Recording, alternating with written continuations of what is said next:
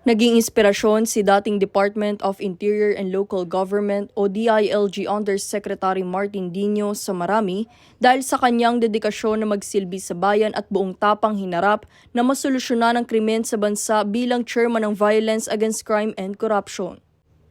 Si dating DILG Sec Dino rin ay naging host ng Sa Barangay Tayo, isa sa programa ng One Media kung saan siya ay nag-iwan ng aral sa mga manonood at naging ama ng 42,047 barangays sa Pilipinas.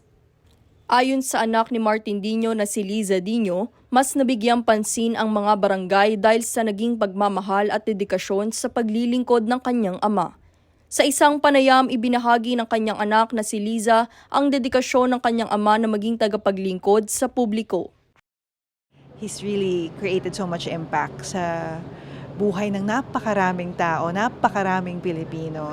Kasi ayun dun siya, may nasaksak sa kanto, kailangan niyang dalhin sa ospital. Merong sunog na kailangan niyang respondehan. Merong inapi na kailangan niyang bigyan ng kalinga. May mga speaking engagements na kailangan niyang puntahan para mag-inspire. Dagdag pa nito, hindi tila inakala ng anak ang dagsa ng pakikiramay ng mga tao sa kanyang yumaong ama. Ipinahayag din ni Liza na ang pagiging isang lingkod bayan ng kanyang ama ay nag-iwan sa kanila ng aral na mabuhay ng may layunin.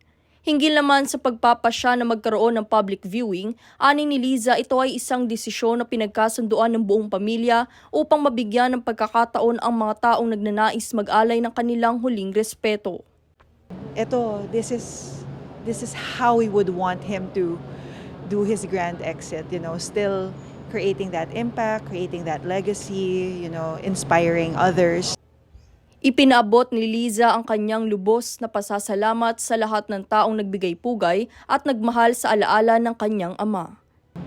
On behalf of our family, maraming salamat po sa pagmamahal na binigay niyo sa kanya. Sana po, kung ano man po, however you were touched, paano man po kayong nabigyan ng inspirasyon ng papa ko, sana po isabuhay natin yun.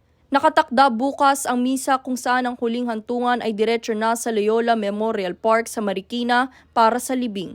Ang mga legasiya na naiwan ni Dino ay patuloy na nagbibigay inspirasyon sa maraming Pilipino.